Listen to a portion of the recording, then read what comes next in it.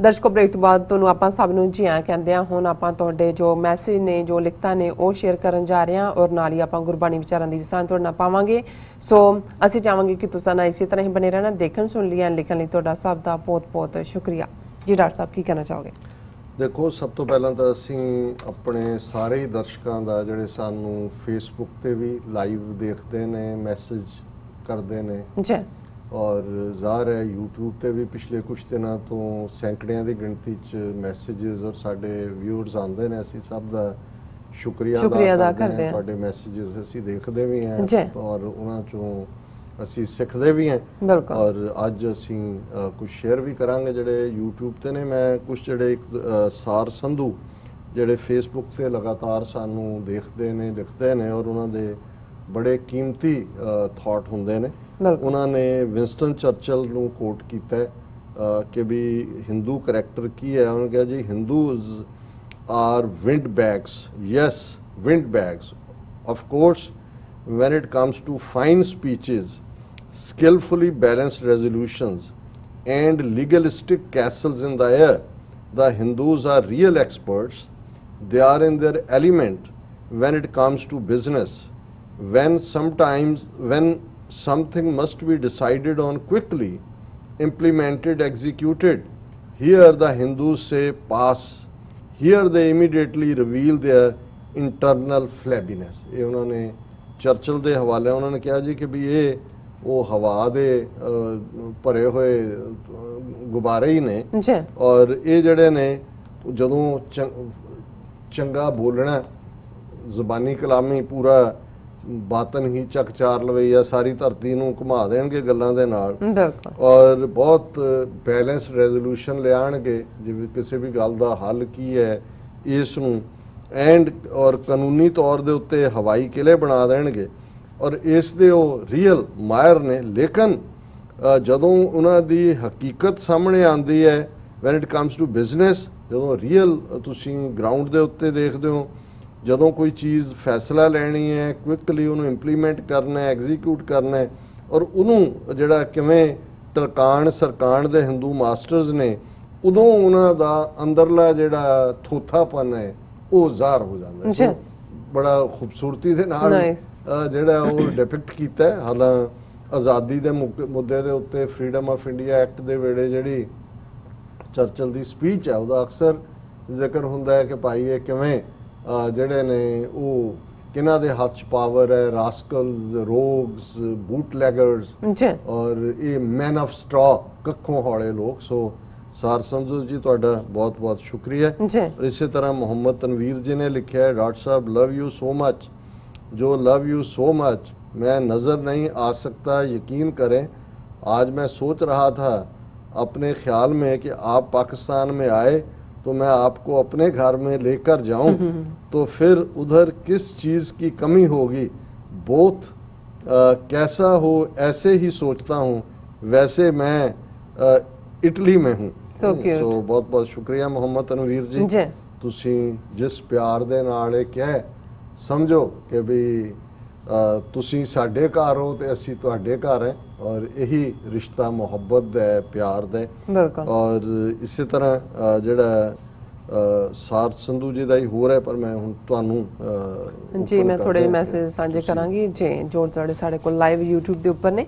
सो ਸਾਨੂੰ ਮੈਸੇਜ ਆਇਆ heart breaker ਦਾ, ਉਹ ਕਹਿੰਦੇ ਨੇ ਖਾਲਸਾ ਜ਼ਿੰਦਾਬਾਦ ਐਂਡ ਨਾਲ ਹੀ ਫਿਰ ਉਹਨਾਂ ਦਾ ਨਾਲ ਹੀ ਮੈਸੇਜ ਹੈ ਕਹਿੰਦੇ Khalsa referendum 2020 and heart breaker ਦਾ ਫਿਰ ਮੈਸੇਜ ਆ ਗਿਆ ਕਹਿੰਦੇ ਨੇ ਕਿ wake up against agents the crimes committed by Hindu dogs on Sikhs and Kashmiris. फिर सारे को मैसेज आ गया है फयाज लोन जी का, लिखते हैं कि डॉक्टर साहब सत श्री अकाल, आप और सिस्टर नीलम कौर पाकिस्तान क्यों नहीं आते? आपके मेज़बानी करके हम पाकिस्तानियों को खुशी होगी। So nice.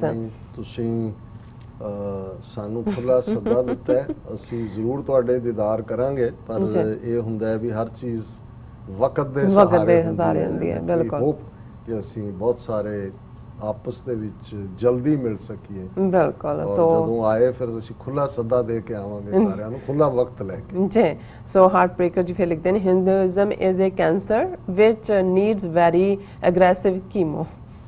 ਸੋ ਕੀਮੋ ਤਾਂ ਤੋਂ ਲੰਘ ਗਿਆ, ਇਹ ਤਾਂ ਹੁਣ ਟਰਮੀਨਲ ਸਟੇਜ ਹੈ, ਇਹ ਤਾਂ ਹੁਣ ਉਹ ਜਿਹੜਾ ਹੈ ਉਹ ਫਾਈਨਲ ਕੱਟ ਹੈ। ਜੀ ਜ਼ੁਲਫਿਕਾਰ ਅਹਿਮਦ ਜੀ ਲਿਖਦੇ ਹਨ, ਡਾਕਟਰ ਸਾਹਿਬ ਤੇ ਨੀਲਮ ਕੌਰ ਜੀ ਮੇਰੇ ਵੱਲੋਂ ਬਹੁਤ ਬਹੁਤ ਸਲਾਮ, ਜਿੰਦੇ ਵਸਦੇ ਰਹੋ। ਅੱਗੋਂ ਲਿਖਿਆ ਤੁਹਾਨੂੰ ਰੱਬ ਤੁਹਾਨੂੰ ਚੜ੍ਹਦੀ ਕਲਾ ਚ ਰੱਖੇ। So nice. ਫਿਆਜ਼ ਅਨਵਰ ਲਿਖਦੇ ਹਨ love you doctor Sahib from up, ਉਹਨਾਂ ਲਿਖਿਆ ਇੰਡੀਆ। ਸੋ ਫਿਰ ਸਾਡੇ ਕੋਲ ਫਿਆਜ਼ ਲੋਨ ਜੀ ਦਾ ਮੈਸੇਜ ਹੈ, ਕਹਿੰਦੇ ਨੇ ਕਿ ਅਗਰ ਹਿੰਦੂ बनिया का घटियापन समझना हो तो डॉक्टर साहब से बेहतर कोई गाइड नहीं कर सकता। सो जसवीर कौर लिखते हैं क्योंकि ਅਸੀਂ 5.5 ਸਦੀਆਂ ਦਾ ਜਦੋਂ ਤਾਰੀਖ ਫਰੋਲਦੇ ਹਾਂ ਤੇ ਫਿਰ ਨਜ਼ਰ ਆ ਜਾਂਦਾ ਹੈ ਕਿ ਭਾਈ ਇਹ ਕਿਵੇਂ ਮਾਸਟਰ ਨੇ ਕੰਸਪੀਰੇਸੀ ਚ ਔਰ ਪਿਛਲੇ 72 ਸਾਲ ਚ ਇਹਨਾਂ ਦੇ ਜ਼ੁਲਮ ਵੀ ਦੇਖ ਲਏ। ਸੋ ਇਸ ਲਈ ਅਸੀਂ ਇਹਨਾਂ ਨੂੰ ਬਿਆਨ ਸਕਦੇ हैं क्योंकि इस सारे ਨੂੰ ਅਸੀਂ ਹੰਡਾਇਆ ਹੈ। ਜੀ ਜਸਵਿੰਦਰ ਕੌਰ ਜੀ ਲਿਖਤੇ ਨੇ ਲਵ your show, God bless all the team. ਬਹੁਤ ਸ਼ੁਕਰੀਆ ਭੈਣ ਜੀ। ਸੋ ਆਈ ਥਿੰਕ ਹਾर्ट ब्रेकर जी फयाज लोनारा ਨੂੰ ਮੇਰੇ ਖਿਆਲ ਜਵਾਬ ਦਿੰਦੇ ਨੇ, ਕਹਿੰਦੇ ਨੇ फयाज भाई मैं दुनिया में अगर किसी का शो देखता हूँ तो वो डॉक्टर साहब हैं, कभी और किसी को ना देखता हूँ ना सुनता हूँ।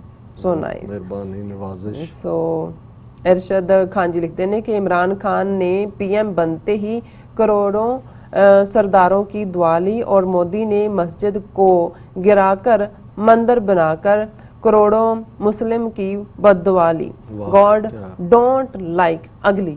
बिल्कुल देखो ये ਹੁੰਦਾ ਹੈ ਕਿ ਇੱਕ ਜੁਮਲੇ ਚ ਸਾਰੀ ਗੱਲ ਕਹਿ ਦੇਣਾ ਕਿ ਇੱਕ ਪਾਸੇ ਅਸੀਸਾਂ ਨੇ, ਦੁਆਵਾਂ ਨੇ, ਇੱਕ ਪਾਸੇ ਬਦਦੁਆਵਾਂ ਨੇ ਔਰ ਅਲਟੀਮੇਟਲੀ ਜਿਹੜੀ ਖਲਕ ਮੈਂ ਖਾਲਕ ਜਦੋਂ ਖਲਕਤ ਦੁਆ ਦਿੰਦੀ ਹੈ ਤੇ ਡੁੱਬਦੇ ਤਰ ਜਾਂਦੇ ਨੇ, ਤੇ ਜਦੋਂ ਖਲਕਤ ਦੀ ਬਦਦੁਆ ਨਿਕਲਦੀ ਹੈ ਤੇ ਫਿਰ ਤਰੇ ਹੋਏ ਵੀ ਜਿਹੜੇ ਨੇ ਉਹ ਡੁੱਬ ਜਾਂਦੇ ਨੇ। ਜੀ ਡਾਕਟਰ ਸਾਹਿਬ ਮੈਂ ਹੁਣ ਮਾਈਕ ਤੁਹਾਨੂੰ ਦਵਾਂਗੀ, ਮੇਰੇ ਖਿਆਲ ਟਾਈਮ ਹੀ ਆਪਣੇ ਕੋਲ ਹੋ ਗਿਆ ਅੱਜ ਦੇ ਵਿਚਾਰ ਦਾ। ਜੀ ਮੈਨੂੰ ਦੱਸੀ ਵੀ ਤੁਸੀਂ ਪੜ੍ਹ ਲੈਂਦੇ ਹੋ? ਨਹੀਂ ਮੇਰੇ ਖਿਆਲ ਚ ਨਹੀਂ, ਕਿਉਂਕਿ ਸਾਡਾ ਆਪਣਾ ਟਾਈਮ ਹੀ ਹੋ ਜਾਣਾ। ਠੀਕ ਹੈ।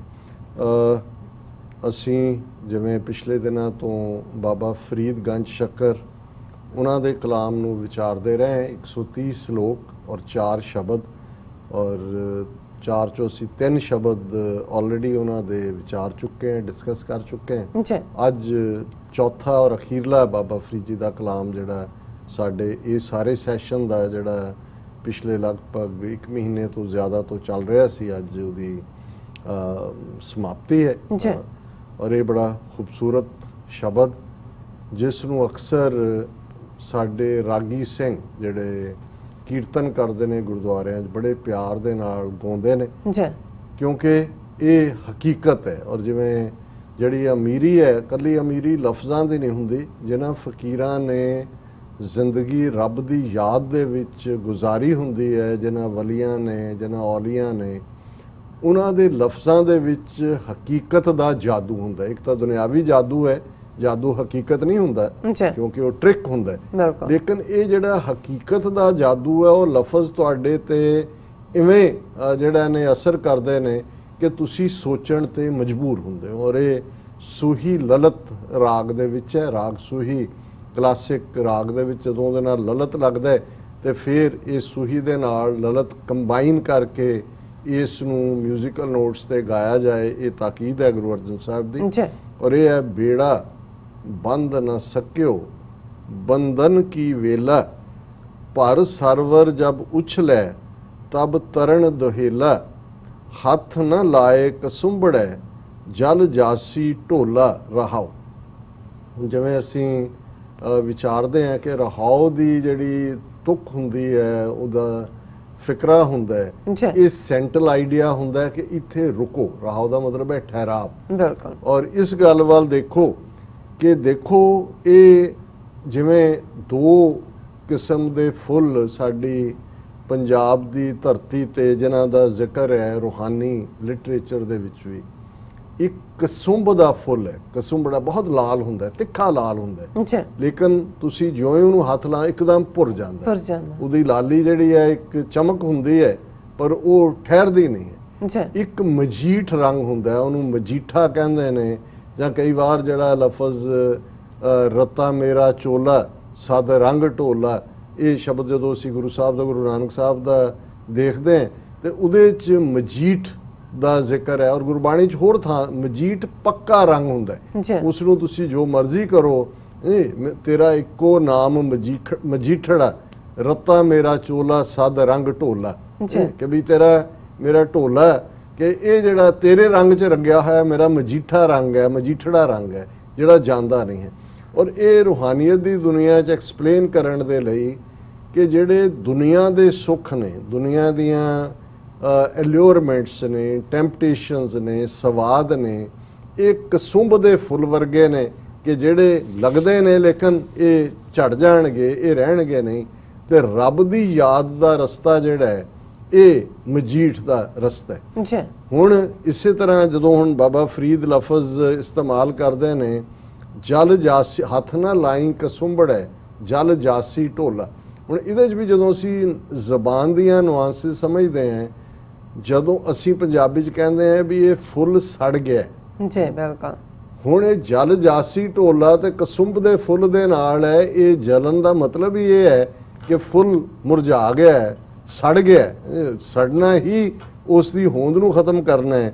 ਔਰ ਇਹ ਮਨੁੱਖ ਨੂੰ, ਇਨਸਾਨ ਨੂੰ ਸਮਝਾਇਆ ਕਿ ਵੀ ਤੇਰੀ ਜ਼ਿੰਦਗੀ ਗੁਜ਼ਰ ਗਈ, ਤੂੰ ਜਿਹੜਾ ਉਹ ਜ਼ਿੰਦਗੀ ਨੂੰ ਫਜ਼ੂਲ ਗੁਜ਼ਾਰਿਆ, ਔਰ ਹੁਣ ਤੂੰ ਜਿਸ ਜ਼ਿੰਦਗੀ ਗੁਜ਼ਾਰੀ ਉਹ ਇਵੇਂ ਹੀ ਸੀ ਕਿ ਤੂੰ ਕਸੁੰਭ ਦੇ ਫੁੱਲ ਦੇ ਨਾਲ ਹੀ ਖੇਡਦਾ ਰਿਹਾ, ਜਿਹੜਾ ਅਲਟੀਮੇਟਲੀ ਸੜ ਗਿਆ।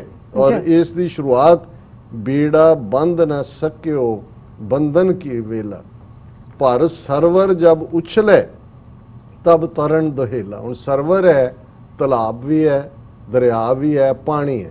ਹੁਣ ਪਾਣੀ ਦੇ ਕੰਢੇ ਜਿਵੇਂ ਵੱਡੀ ਲੇਕਸ ਦਾ ਅਸੀਂ ਜ਼ਿਕਰ ਕਰਦੇ ਹਾਂ, ਜਿਵੇਂ ਪੈਂਗੋਕਸੋ ਲੇਕ ਦਾ ਜ਼ਿਕਰ ਕੀਤਾ ਹੈ, ਉਹ ਵੀ ਸਰੋਵਰ ਹੈ। ਲੇਕ ਨੂੰ ਹੀ ਤੁਸੀਂ ਸਰੋਵਰ ਕਹਿੰਦੇ ਹੋ ਕਿ ਭਾਈ ਉਹ ਕਿੰਨੀ ਜਿਹੜੀ ਹੈ ਉਹ ਲੰਬੀ 140 ਕਿਲੋਮੀਟਰ ਦੇ ਨੇੜੇ ਤੇੜੇ ਹੈ। ਹੁਣ ਜੇ ਤੁਸੀਂ ਆਰ ਪਾਰ ਜਾਣਾ, ਜ਼ਾਹਰ ਹੈ ਕਿ ਬੇੜਾ ਹੋਏਗਾ, ਬੇੜਾ ਜਾਂ ਬੇੜੀ ਜਿਹਨੂੰ ਕਹਿੰਦੇ ਨੇ, ਬੋਟ। ਹੁਣ ਬਾਬਾ ਫਰੀਦ ਕਹਿੰਦੇ ਨੇ ਵੀ ਇਹ ਜ਼ਿੰਦਗੀ ਦਾ ਰਸਤਾ ਇਧਰੋਂ ਨਿਕਲ ਕੇ ਦੂਜੇ ਪਾਸੇ ਜਦੋਂ ਅੰਤ ਹੋ ਗਿਆ ਜ਼ਿੰਦਗੀ ਦਾ, ਤੇਰੀ ਜ਼ਿੰਦਗੀ ਜਿਸ 'ਚ ਮਾਇਆ ਦੇ ਇਸ ਤਲਾਬ ਨੂੰ ਗੁਜ਼ਰਨ ਦੇ ਲਈ ਜਿਹੜਾ ਤੇਰੇ ਕੋਲ ਬੇੜਾ ਚਾਹੀਦਾ ਸੀ ਰੱਬ ਦੀ ਯਾਦ ਦਾ, ਉਹਦਾ ਤੂੰ ਬੰਨੇ। ਹੁਣ ਬੇੜੀ ਅੱਜ ਤਾਂ ਲੱਗਦਾ ਨਾ ਅਸੀਂ ਬਣੇ ਬਣਾਏ ਬੇੜੀਆਂ ਚਲੇ ਜਾਂਦੇ ਹਾਂ, ਪਰ ਬੇੜੀ ਬੰਨੀ ਜਾਂਦੀ ਸੀ ਉਹਨੂੰ ਤੁਸੀਂ ਜਿਹੜਾ ਤਾਂ ਕਿ ਉਹਨੇ ਤੈਰਨਾ ਉਹਦੇ ਪਾਣੀ ਦੇ ਸਰਫਸ ਤੇ। ਬੇੜਾ ਬੰਦ ਨਾ ਸਕਿਓ ਬੰਧਨ, ਜਿਹੜੀ ਤੇਰੀ ਜਵਾਨੀ ਸੀ, ਤੇਰਾ ਬਚਪਨ, ਜਵਾਨੀ, ਤੇਰੀ ਉਮਰ ਸੀ ਜਿਹਦੇ 'ਚ ਤੂੰ ਰੱਬ ਦੇ ਨਾਂ ਦੇ ਨਾਲ ਜੁੜ ਕੇ ਪਾਰ ਜਾਣ ਦੇ ਲਈ ਤਿਆਰੀ ਕਰਦਾ ਕਿ ਜਦੋਂ ਰੱਬ ਦੇ ਰੂਬਰੂ ਹੋਣਾ ਤੇ ਤੂੰ ਕੀ ਦਿਖਾਏਂਗਾ, ਉਹ ਤਾਂ ਤੂੰ ਬੇੜਾ ਬੰਨਿਆ ਨਹੀਂ। ਭਰ ਸਰਵਰ ਜਬ ਉਛਲੇ ਤਬ ਤਰਨ ਦੁਹੇਲਾ। ਹੁਣ ਤੂੰ ਵਿਚਾਲੇ ਆ ਗਿਆ ਭਵ ਸਾਗਰ ਦੇ, ਪਾਣੀ ਦੀਆਂ ਛੱਲਾਂ ਜਿਹੜੀਆਂ ਨੇ ਉਹ ਤਾਂ ਨੂੰ ਨੇ, ਔਰ ਬੇੜੀ ਤੇਰੇ ਕੋਲ ਨਹੀਂ, ਤਰ ਵੀ ਤੂੰ ਜਾ ਨਹੀਂ ਸਕਦਾ। ਤਬ ਤਰਨ ਦੁਹੇਲਾ, ਦੁਹੇਲਾ ਤੇ ਸੁਹੇਲਾ ਇਹ ਦੋ ਆਪੋਜ਼ਿਟ ਵਰਡਸ ਨੇ। ਸੁਹੇਲਾ ਸੋਹਣਾਪਨ ਹੁੰਦਾ, ਦੁਹੇਲਾ ਤਰਨਾ ਔਖਾ ਹੈ।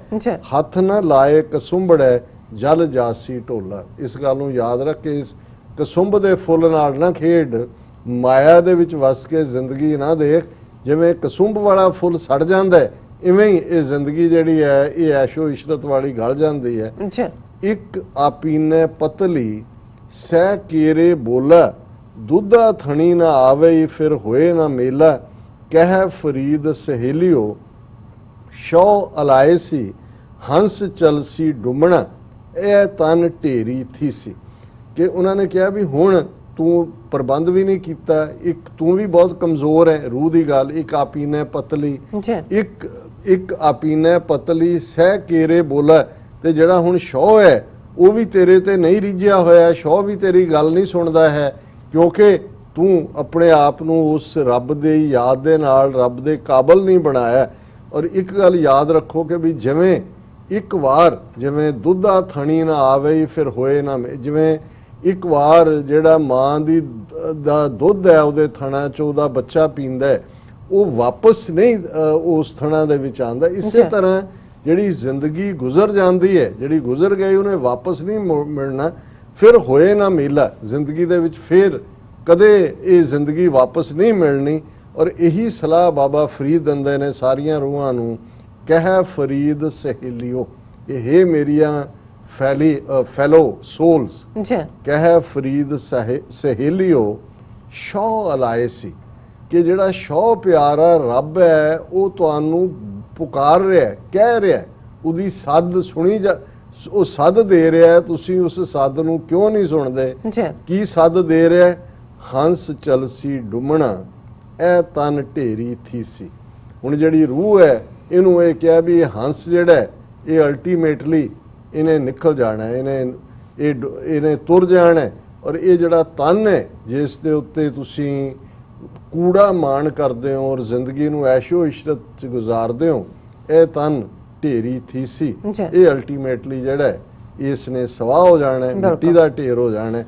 ਔਰ ਇਸ ਗੱਲ ਨੂੰ ਹੀ ਇਹ ਹੈ ਕਿ ਭਾਈ ਉਸ ਨੂੰ ਯਾਦ ਕਰੋ, ਨਹੀਂ ਤਾਂ ਬੇੜਾ ਬੰਦ ਨਾ ਸਕਿਓ ਬੰਧਨ ਕੀ ਵੇਲਾ, ਪਰ ਸਰਵਰ ਜਬ ਉਛਲੇ ਤਬ ਤਰਨ ਦੁਹੇਲਾ, ਹੱਥ ਨਾ ਲਾਏ ਕਸੁੰਬੜੈ ਜਲ ਜਾਸੀ ਢੋਲ। ਜੀ ਡਾਕਟਰ ਸਾਹਿਬ ਤੁਹਾਡਾ ਬਹੁਤ ਬਹੁਤ ਸ਼ੁਕਰੀਆ, ਤੁਸੀਂ ਅੱਜ ਦੇ ਐਮਏ ਸ਼ੋ ਤੇ ਅੱਜ ਦਾ ਵਿਚਾਰ ਸਾਡੇ ਦਰਸ਼ਕਾਂ ਨਾਲ ਸਾਂਝਾ ਕੀਤਾ। ਇਸ ਨਾਲ ਆਪਣੀ ਵਿਊਅਰਸ ਕੋਲ ਲੈਣੇ ਇਜਾਜ਼ਤ। ਵਿਊਅਰਸ ਸਾਡੇ ਪ੍ਰੋਗਰਾਮ ਦਾ ਸਮਾਂ ਇੱਥੇ ਸਮਾਪਤ ਹੁੰਦਾ। ਤੁਸੀਂ ਆਪਣੀ ਰਾਏ ਤੇ ਸੁਝਾਅ ਸਾਨੂੰ ਭੇਜਣਾ ਭੁੱਲਣਾ ਸਾਡੇ ਇਸ ਪਤੇ ਤੇ sos@tv4.tv ਤੇ ਅਸੀਂ ਆਪਣਾ ਪ੍ਰੋਗਰਾਮ ਲੈ ਕੇ ਫਿਰ ਦੁਬਾਰਾ ਤੁਹਾਡੇ ਰੂਬਰੂ ਹੋਵਾਂਗੇ। ਤਦ ਤੱਕ ਲਈ ਮੈਨੂੰ ਤੇ ਆਪਣਾ ਸੁਣਾ ਗਿਆ ਦਿਓ। ਦੇਖਦੇ ਰਹੋ TV84, ਬੁਲਾ ਦਿਓ ਫਤਿਹ।